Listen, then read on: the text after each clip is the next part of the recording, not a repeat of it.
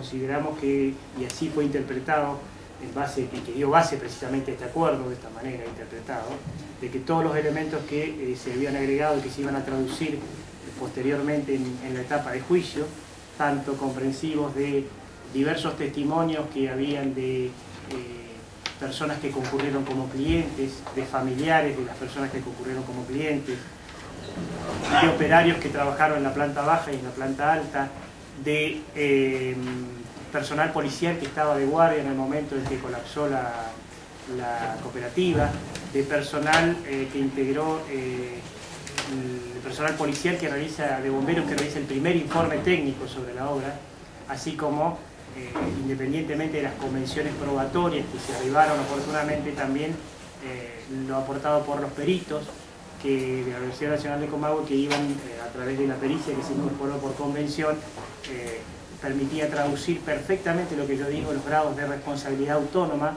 culposa de cada uno de los imputados en las distintas áreas, especialmente por los distintos llamados de atención que hubieron en sus áreas precisamente de acción y la inobservancia de las reglamentaciones por parte de otro de los imputados.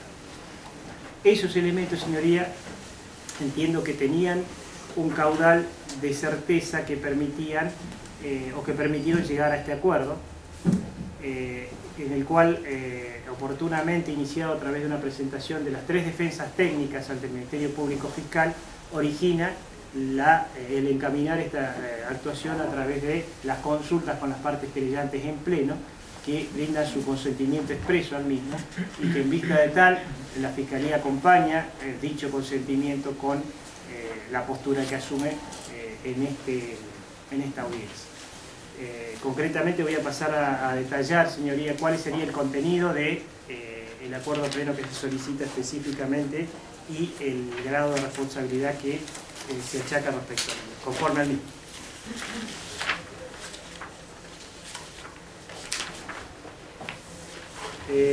Por un lado, debo señalar, señoría, que los 3 imputados, es decir, el señor Néstor Omar Guerrero, el señor Alberto Luis Díez y el señor José Alfonso Silva Enríquez, expresamente admiten la responsabilidad de las conductas que surgen del hecho que anteriormente describimos, expresamente admiten su participación tal como fuera calificada, tal como fuera encuadrada en el hecho que describimos, y admiten la calificación legal que también fue oportunamente dada al momento de realizarse el control de acusación.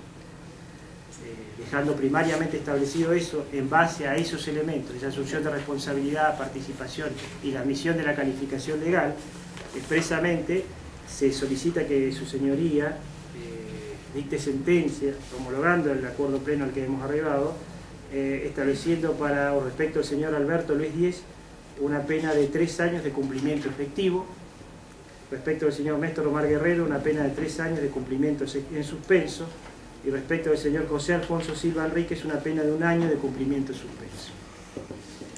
De la misma manera, en los casos del señor Néstor Omar Guerrero y el señor José Alfonso Silva Enríquez, solicitamos se apliquen todas las accesorias previstas por el artículo 27 bis de nuestro Código Penal, y en el caso específico del sí. ¿Me reitera ese punto? Respecto, señoría, del señor Néstor Omar Guerrero y del señor Silva Enríquez, que tienen una pena en suspenso, solicito la aplicación de todas las condiciones previstas por el artículo 27 bis del Código Penal. Le pido, doctor, que me especifique qué condiciones. Bien, las condiciones que, de acuerdo a lo que se ha arribado, que en algún caso podrían llegar a ampliarse de acuerdo al pedido de alguna de las querellas con alguna medida, son específicamente las establecidas genéricamente por el mismo, es decir, no cambiar domicilio, no cometer delitos, no consumo de ningún tipo de bebidas alcohólicas, que son las medidas genéricas que el Código Penal prevé en este caso, y específicamente son a las que adhiere la Fiscalía y las partes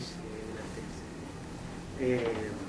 Por otra parte, señoría, con respecto al señor Díez, que tiene una pena de cumplimiento efectivo de 3 años, también se va a solicitar como accesoria, y se ha acordado, una inhabilitación para el ejercicio de la actividad profesional, que también es coincidente en la misma pena de cumplimiento efectivo que se requiere, es decir, de 3 años de inhabilitación para el ejercicio de la actividad profesional, específicamente en la arquitectura. ¿Sí? Estos serían los parámetros del acuerdo arribado. Y antes de cerrar la participación de este Ministerio Público, sí, simplemente quiero hacer una aclaración final o un... Doctor, previo a que, para no interrumpirlo, correcto. Explíquenme en qué normativa basa esta accesoria de la accesoria será como una autoinhabilitación con un consentimiento expreso del señor Díez, que tendrá que ser que ha sido acordado con su defensa y que brindará el consentimiento el mismo al momento de que su señoría lo interrogue debidamente sobre las condiciones. Pero, repito, ¿en qué? En el 27 bis, en una interpretación del 27 bis y como accesoria a la pena principal, si bien no está prevista y como ha sido de práctica en distintas resoluciones que han sido dictadas por distintos anteriores juzgados correccionales y actualmente por los jueces de garantía, la autoinhabilitación está siendo igualmente admitida en situaciones especiales.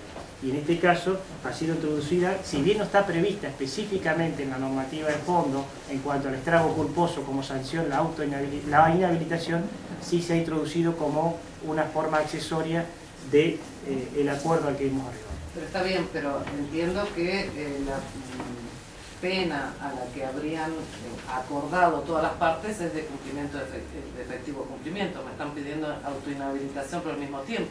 Si es de exactamente, pero para el señor Díez. Hablame al micrófono. Está bien. Para el señor Díez, después lo entregaremos. Es nada más que para el señor Díez. Sí, pero como el señor Díez, si bien entendí bien, era 3 años de efectivo cumplimiento, sí. No entiendo cómo se incluye esta autoinhabilitación. Señoría, el estado de inhabilitación va a surgir específicamente de que pueda llegar a ser beneficiado con alguna medida que la Fiscalía no conoce y que podrá pedir el señor Díez oportunamente de acuerdo al tiempo de cumplimiento que vaya teniendo la pena. Está bien. Es decir, la aplicación de la ley de ejecución penal va a determinar las medidas a las cuales puede acceder. Y en ese sentido, ahí se ejecutará la inhabilitación correspondiente. Bien. ¿Ahora puedo concluir? Sí. Bien. La última acotación es aclarar, señoría, que el presente, la causa en realidad, como detallamos, estaba en condiciones de una audiencia en el Tribunal Superior de Justicia como última vía para analizar desde el punto de vista con carácter suspensivo en cuanto al juicio que se tenía que realizar.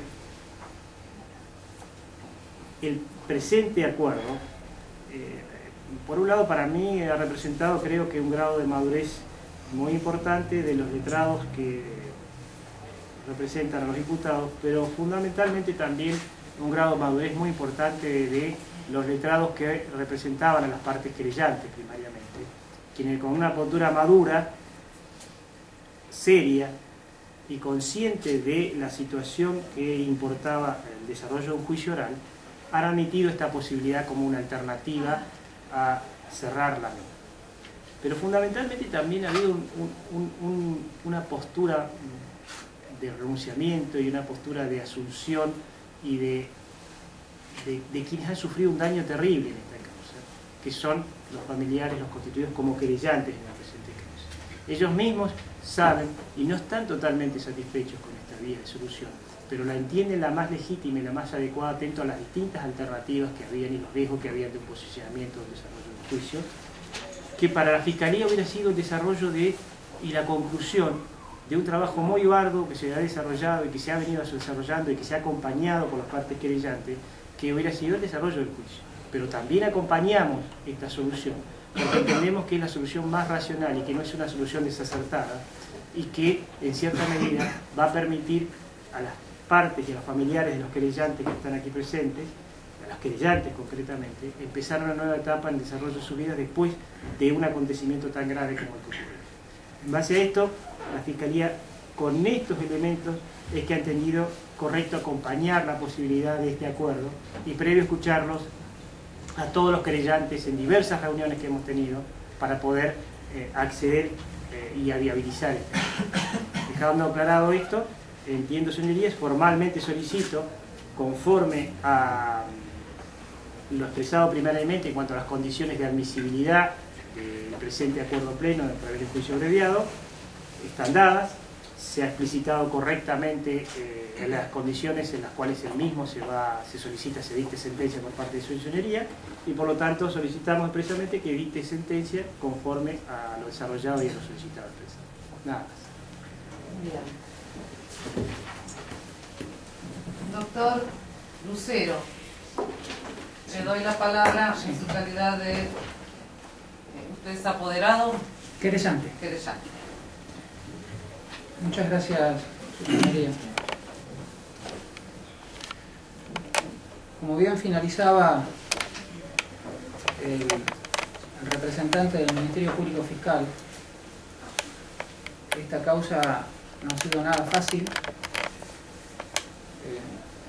También desde estas querellas queremos destacar la actitud del Ministerio Público Fiscal.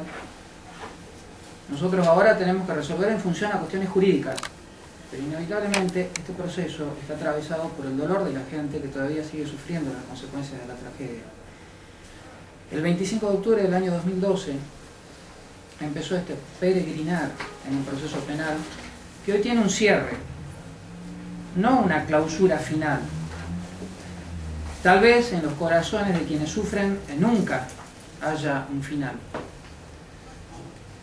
A fines del mes de octubre, principio del mes de noviembre de ese año, se fueron realizando las diferentes presentaciones como querellantes particulares.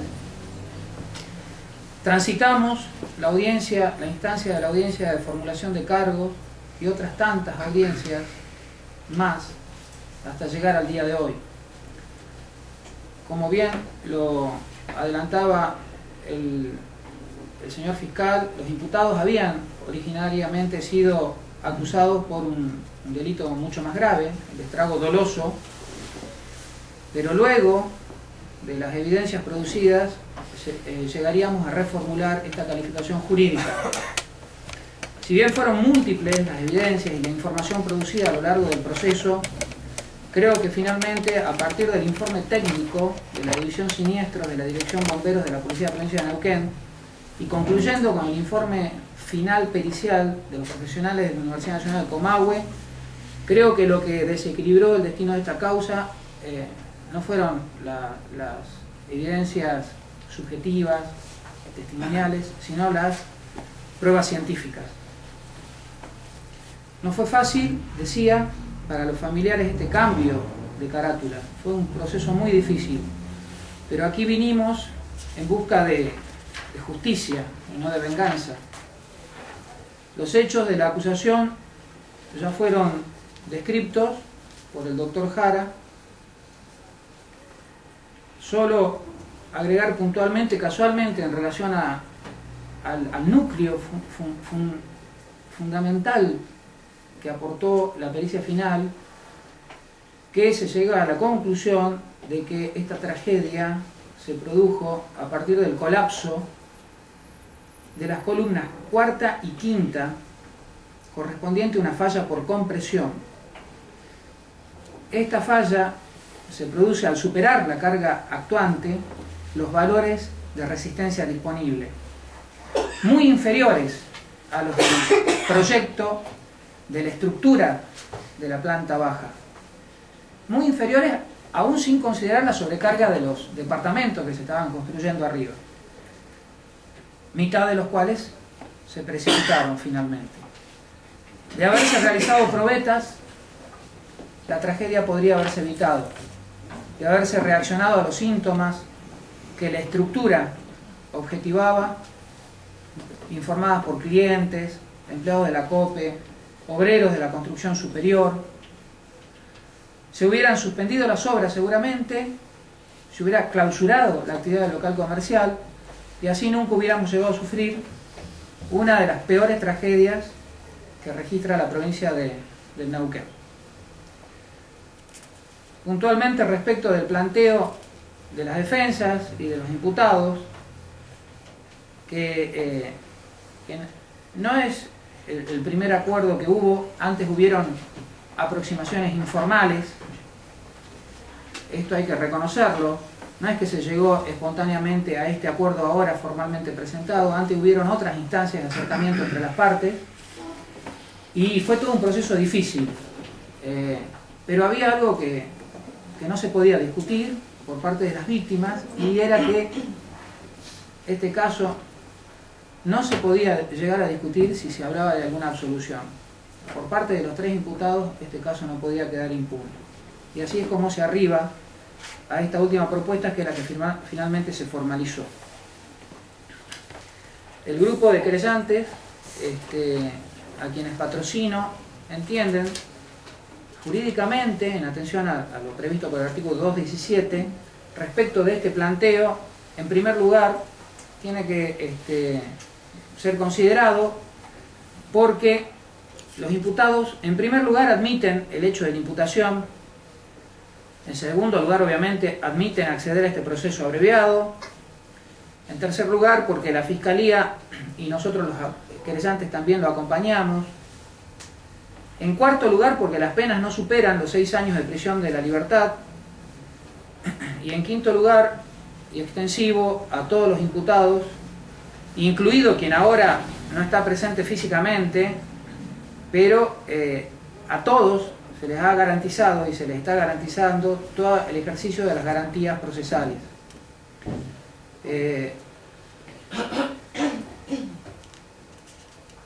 Respecto de la pretensión punitiva, entendemos que es razonable acceder al pedido, en el caso de Alberto Luis Díez, a la pena de 3 años de cumplimiento efectivo, Néstor Omar Guerrero, 3 años de cumplimiento en suspenso, y José Alfonso Silva Enrique, a 1 año de cumplimiento en suspenso. También entendemos que es necesario la aplicación de las accesorias, puntualmente respecto de la prevista en el artículo 27 bis, segundo supuesto. Los querellantes queremos aclarar que allí debiera imponerse la abstención por parte de los imputados de concurrir a la zona en donde se encontraba el local comercial, a la zona de la tragedia. Estoy hablando del edificio de Ortega y Gasset, esquina calle Godoy de la ciudad de Neuquén, para que se abstengan de concurrir a este sector hasta un perímetro de 500 metros alrededor de dicho edificio. Y en fin, finalmente, entendemos que este acuerdo cumple con los requisitos legales, por lo que la señora jueza, estimamos, debe acceder a lo solicitado.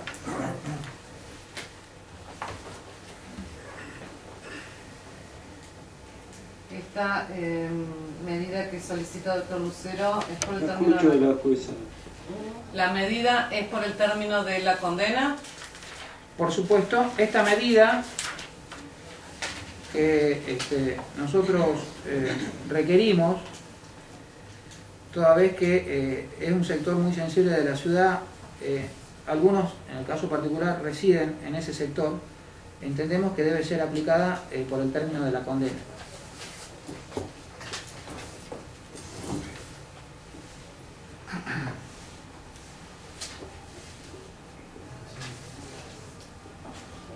¿Finalizó, doctor, su Sí, exposición? muchas gracias. Doctor De Marco. Bueno, yo voy a adherir plenamente a la exposición brindada por el doctor Jara, en representación de la Fiscalía, al doctor Lucero. Brevemente, y un poco ampliando lo que dijo el doctor Lucero, esto es una causa donde su origen se investigaba un delito doloso, con penas mayores a las previstas en el tipo culposo. Consecuencias como que se habían generado determinadas condiciones y expectativas sobre la investigación de este hecho, que con la realización de la pericia técnica por parte de 4 especialistas de la Universidad de Comahue, arrojó que todo ese esfuerzo que se había hecho inicialmente tenía una derivación distinta. concretamente las columnas que habían sido calculadas para resistir 230 kilos, tenían la cantidad de cemento para soportar solamente 23 kilos. Me acuerdo estos números porque me llamó la atención que coincidían que era el 10% de lo que estaba calculado, ¿no? Entonces, esta falta del cemento necesario en estas columnas hizo que este hecho tuviera un giro no inesperado, porque obviamente que todos estábamos esperando esta pericia, porque la calidad técnica de los profesionales que intervinieron en la misma nos garantizaba que el resultado iba a ser cierto, ¿no?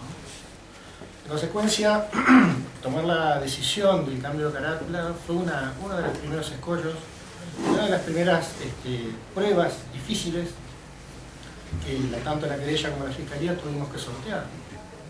Esto es importante decirlo, ¿no? Porque es una causa donde obviamente tuvo una trascendencia importante, la tiene actualmente, y obviamente que no es lo mismo investigar un delito doloso que un delito culposo.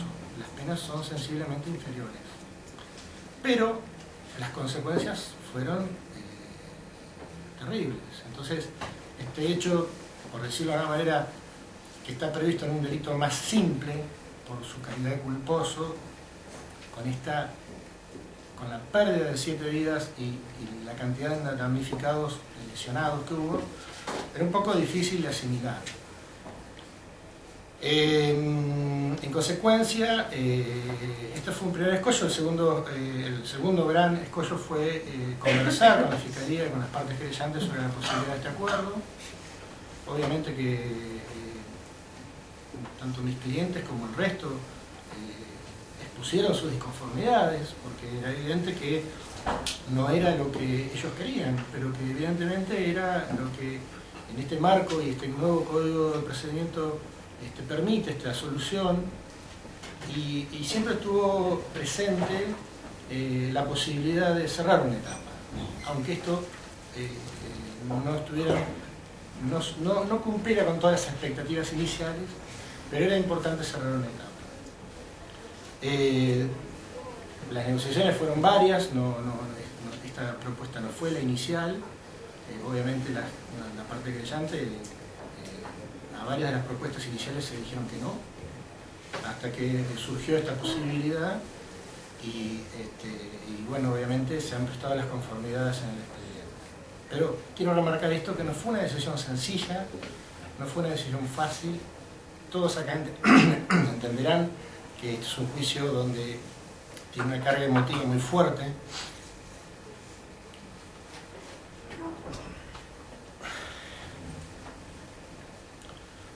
Y no estamos preparados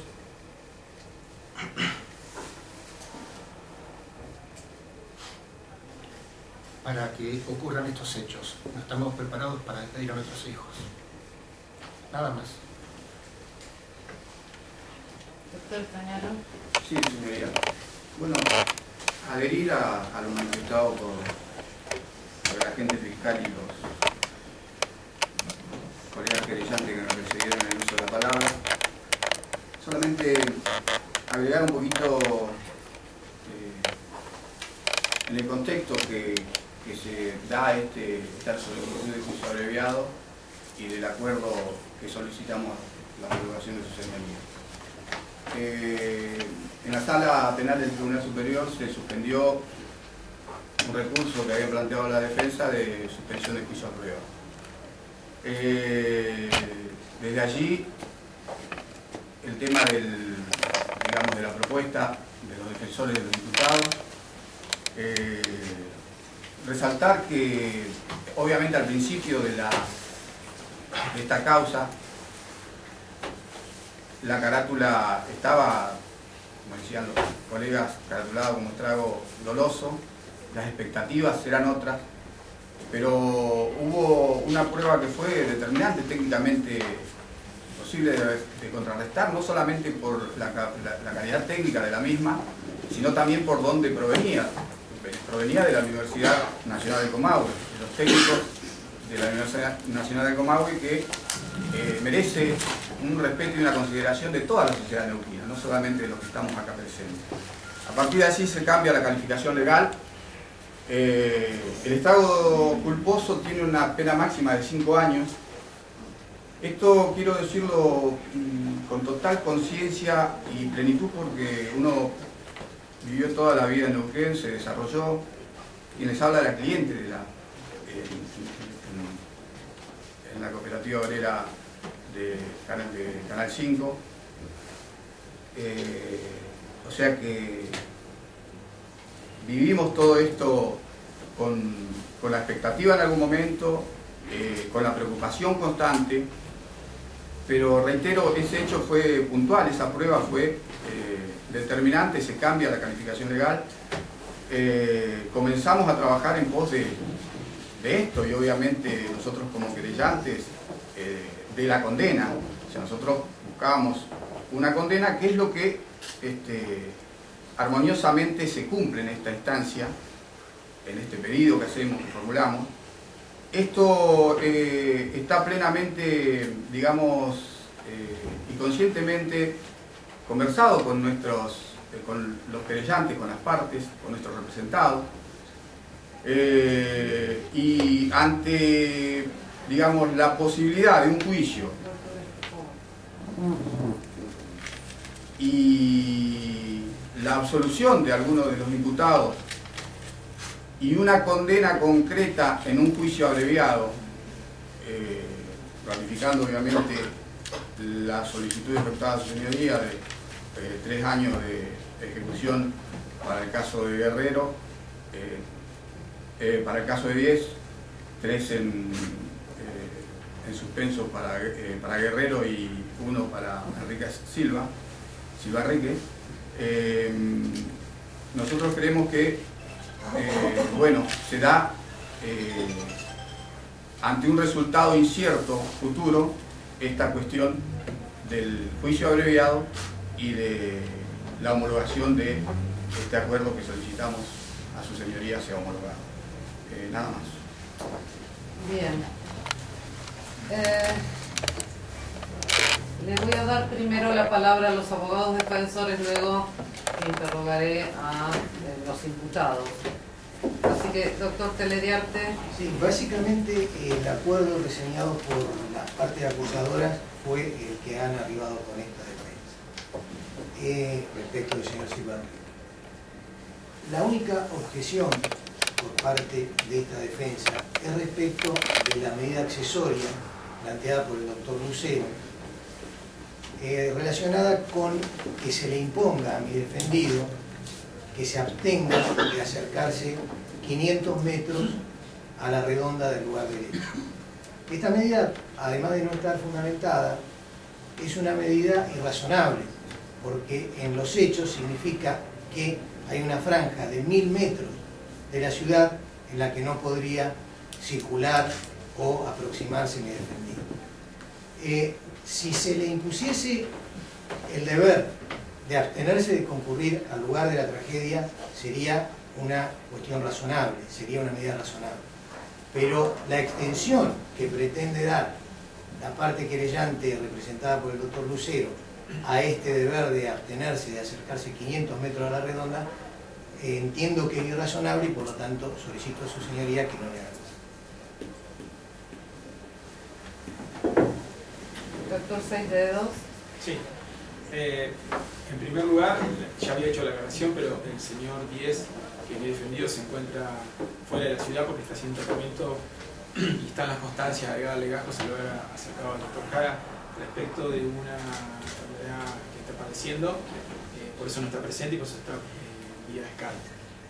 Y respecto del acuerdo, tanto la cuestión en cuanto a la calificación legal, en cuanto a la cuestión fáctica y a la pena aplicable al señor 10 fue lo que hablamos en su momento con la Fiscalía y también con la parte querellante, como así también la accesoria que solicita la Fiscalía respecto de la inhabilitación de los 3 años para ejercer la autoridad.